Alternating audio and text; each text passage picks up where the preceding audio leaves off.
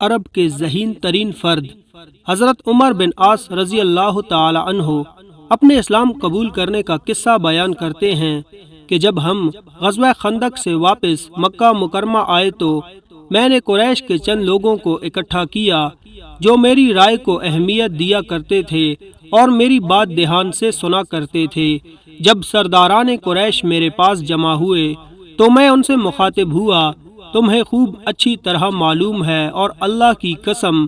میں بھی دیکھ کے محمد صلی اللہ علیہ وآلہ وسلم کا دین روز بروز ترقی کر کے ایک بھاری جمعیت کی شکل اختیار کر چکا ہے، جس سے عربوں کے لیے ناممکن نہیں تو دشوار ضرور ہے۔ اس لیے محمد صلی اللہ علیہ وآلہ وسلم اور ان کے لائے ہوئے مذہب کو اگر جلد جڑ سے ختم کرنا ہے تو اس کے لیے کوئی خاطر خواہ اور مؤثر اقدام اٹھانا پڑے گا۔ اس اقدام میں جتنی بھی تاخیر ہوگی ہمیں اس قدر نقصانات کا سامنا کرنا پڑے گا، کیونکہ پہلے محمد صلی اللہ علیہ وآلہ وسلم اکیلے ہی اسلام کا کلمہ بلند کرتے تھے، لیکن دیکھتے ہی دیکھتے اب اس کلمے کے ماننے والوں کی تعداد ہزاروں میں پہنچ چکی ہے، اور اگر محمد صلی اللہ علیہ وآلہ وسلم کی روش پر کوئی زبردست قدغن عائد نہ ہوئی تو پھر اس دین کا ڈنکا آفاق عالم بجنے لگے گا، اور اس وقت ہم سب کی پگڑیاں ان کے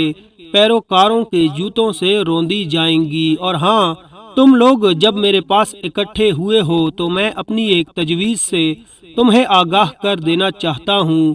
ممکن ہے تمہیں میری یہ تجویز پسند نہ آئے اور آگے کی جانب قدم بڑھانے میں تم لوگ میری پوری مدد نہ کر سکو۔ عمرو بن عاص رضی اللہ تعالی عنہ کی یہ تقریر سن کر قریش کے چنیدہ لوگوں نے پوچھا، آپ کی رائے اور تجویز ہے؟ عمر بن عاص رضی اللہ تعالی عنہ گویا ہوئے، میری تجویز یہ ہے کہ ہم لوگ شاہ حبشہ نجاشی کے پاس چلیں اور اس کے پاس کچھ دنوں کے لیے اپنی بود و باش اختیار کر لیں۔ اس دوران اگر محمد صلی اللہ علیہ وآلہ وسلم ہماری قوم پر غالب آ جائے تو ہم لوگ اس وقت نجاشی کے پاس ہوں گے، اور ہماری خوش قسمتی ہوگی کہ ہم محمد صلی اللہ علیہ وآلہ وسلم کے احسان مند ہونے کے بجائے شاہ حبشہ کے احسان مند رہیں گے، اور اگر ہماری قوم غالب آ جائے تو پھر ہماری ناک اونچی تو رہے گی ہی، ہمیں اپنی قوم کی طرف سے خیر و بھلائی بھی پہنچے گی۔ حاضرین نے اس تجویز کو اہمیت کی نگاہ سے دیکھا اور کہا، ہاں، اس تجویز پر بہرحال عمل ہو سکتا ہے، کیونکہ اس میں ہمارا فائدہ ہی ہے، نقصان نہیں۔ عمرو بن عاص رضی اللہ تعالی عنہ نے کہا، تو پھر ہمارے پاس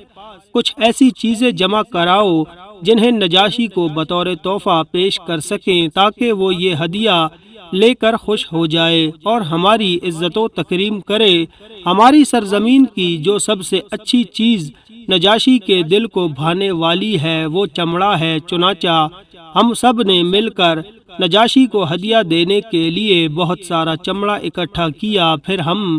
اس کے ملک حبشہ جا پہنچے۔ ہم ابھی نجاشی کے دربار کی طرف جا ہی رہے تھے کہ رسول اللہ صلی اللہ علیہ وآلہ وسلم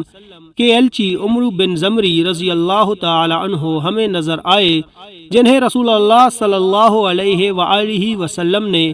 جعفر بن ابی طالب رضی اللہ تعالی عنہ اور دیگر مہاجرین صحابہ کے بارے میں کچھ کہہ کر نجاشی کی خدمت میں بھیجا تھا۔ عمرو بن امیہ زمری رضی اللہ تعالی عنہ نجاشی کے دربار میں داخل ہوئے اور جو کچھ کہنا تھا کہہ سن کر باہر نکل گئے۔ میں نے اپنے دوستوں سے کہا، یہ عمرو بن امیہ زمری ہے، میں نجاشی کی خدمت میں پہنچ کر اس سے کہتا ہوں کہ تم اس آدمی کو میرے حوالے کر دو جو اپنا آبائی دین چھوڑ کر بد دین ہو گیا ہے۔ اگر نجاشی میری بات مان لے اور اسے میرے حوالے کر دے تو میں اس کی گردن اڑا دوں گا۔ جب میں یہ کام انجام دے دوں گا تو یقیناً قریش کو بڑی خوشی حاصل ہوگی، اور محمد صلی اللہ علیہ وآلہ وسلم کے ایلچی کے قتل سے وہ ایک قسم کی راحت محسوس کریں گے، اور میں بھی سمجھوں گا کہ میں نے ان کا حق ادا کر دیا ہے۔ میں اپنے ساتھیوں سے یہ کہہ کر نجاشی کے دربار میں گیا دربار داخل ہوتے ہی اس کے سامنے حسب معمول سجدے میں گر گیا۔ نجاشی نے کہا،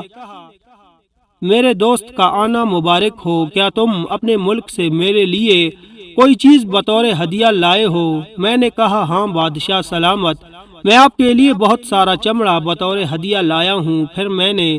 ہدیہ اس کی خدمت میں پیش کیا، وہ بہت خوش ہوا۔ اب میں نے اپنا تیر آزمانا چاہا، کیونکہ نجاشی بڑا خوش تھا اور خوشی کے وقت انسان لوگوں کے بہت کام آتا ہے، اسی لیے میں نے چاہا کہ اپنے مقصد کی بات کہہ ڈالوں۔ چنانچہ میں نے نجاشی سے کہا کہ بادشاہ سلامت، ابھی میں نے ایک آدمی کو آپ کے پاس سے باہر نکلتے ہوئے دیکھا ہے، ہمارے دشمن کا ایلچی تھا، آپ اسے میرے حوالے کر دیں، اسے قتل کر دوں گا، کیونکہ اس نے ہمارے اشراف اور بزرگوں کو بہت تکلیف دی ہے۔ یہ سننا تھا کہ نجاشی غصے سے بھڑک اٹھا اور کھینچ کر ایک زوردار تمانچہ اپنی ہی ناک پر دے مارا۔ تو میں نے کہا کہ بادشاہ سلامت، اللہ کی قسم، اگر مجھے گمان بھی ہوتا کہ آپ کو میری یہ بات ناگوار لگے گی تو میں ہرگز آپ سے نہ کہتا۔ نجاشی گویا ہوا، کیا تم مجھ سے اس شخصیت کے پیغمبر کو قتل کرنے کے لیے طلب کر رہے ہو جس کے پاس وہی ناموس اکبر جبرائیل علیہ السلام آتا ہے، جو حضرت موسیٰ علیہ السلام کے پاس آیا کرتا تھا؟ میں نے کہا، بادشاہ سلامت،